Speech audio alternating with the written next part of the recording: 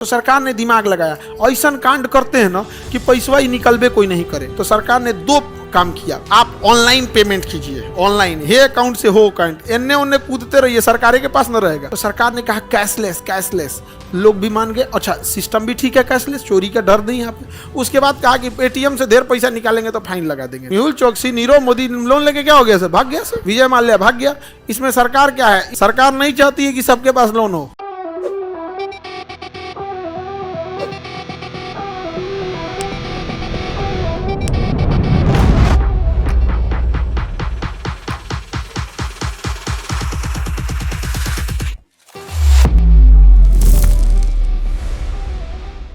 और आय का अंतर घाटा कहलाता है। क्या कहलाता है, क्या कहलाता है, घाटा। अब अगर राजस्व आय राजस्व है तो कौन सा घाटा होगा, राजस्व घाटा। कौन सा घाटा, राजस्व घाटा। तो कौन सा घाटा होगा बाबू इसमें, राजस्व घाटा। कौन सा घाटा, राजस्व घाटा। समझ में आ गया कि नहीं आ गया, राजस्व घाटा कहलाता है। तो दो तीन चीजें समझना, एक होता है आय, दो तरह का होता है, एक होता है राजस्व आय। कौन सा है, राजस्व आय, राजस्व आय। और एक होता है पूंजीगत आय, पूंजीगत आय, पूंजीगत आय। देखो राजस्व आय उससे होता है, इसमें कोई भी प्रकार की देनदारी नहीं होती है, देनदारी नहीं होती है, सरकार आपको ये पैसा लौटाती नहीं है।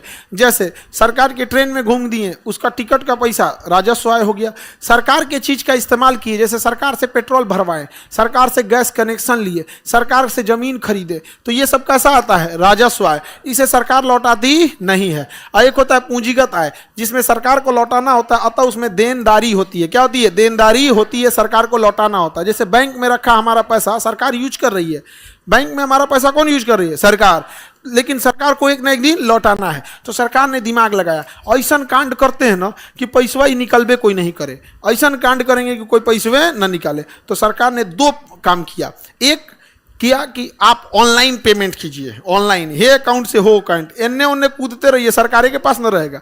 जब तक घसकाएंगे नहीं कैश तब तक निकलेगा नहीं। अब हे जेब से पैसा हे जेब में रख लेंगे तो क्या दिक्कत है। तो सरकार ने कहा कैशलेस कैशलेस, लोग भी मान गए, अच्छा सिस्टम भी ठीक है, कैशलेस, चोरी का डर नहीं यहाँ पे। उसके बाद कहा कि एटीएम से देर पैसा निकालेंगे तो फाइन लगा देंगे। समझ में आ गया कि नहीं, फाइन लगाने लगता है यहाँ पे। तो ये सरकार, तो इससे अच्छा है सरकार के पास बैंक में पैसा रहेगा, सरकार उस पैसे से लोन देगी और फिर मेहुल चोकसी लेके उस लोन को भाग जाएगा। मेहुल चोकसी, नीरव मोदी लोन लेके क्या हो गया सर, भाग गया सर, विजय माल्या भाग गया। इसमें सरकार क्या है, इन सब बैंक वालों की गड़बड़ी है, मिली भगत नहीं रहता सब। इस पे पूरी वीडियो डिटेल से बनाए हम, किस तरह से उसने बैंक के अधिकारियों को लूटा था। में रेपो रेट और रिवर्स रेपो रेट को निर्धारित करता है आरबीआई, भारतीय reserve bank, RBI. Repo rate, reverse repo rate क्या होता है, आरबीआई जो होता है लोन जो देता है छोटे बैंकों को, एसबीआई हो गया, सीबीआई हो गया, या फिर आपका पीएनबी हो गया, पीएनबी। बताइए अगर इन्हें लोन चाहिए तो किस रेट पे लोन लेंगे, रेपो रेट, रेपो रेट। अब ध्यान से समझो, ध्यान से, यहाँ पर इनके पास अगर पैसा ज्यादा हो गया, इनके पास अगर पैसा ज्यादा हो गया तो मार्केट में ढरका देंगे सब। किस में ढरका देंगे, मार्केट में। और जहाँ मार्केट में गया लोग उड़ने लगेंगे पैसा। तो आरबीआई कहती है ज़्यादा पैसा मार्केट में मत दो, ज़्यादा मत दो, लोग उड़ने लगेंगे, मेरे पास वापस जमा कर दो। तो कहता हमरा का मिलतो, तो क्या ब्याज देंगे, रिवर्स रेपो रेट। क्या पूछेंगे, रिवर्स रेपो। क्या देंगे, रिवर्स रेपो।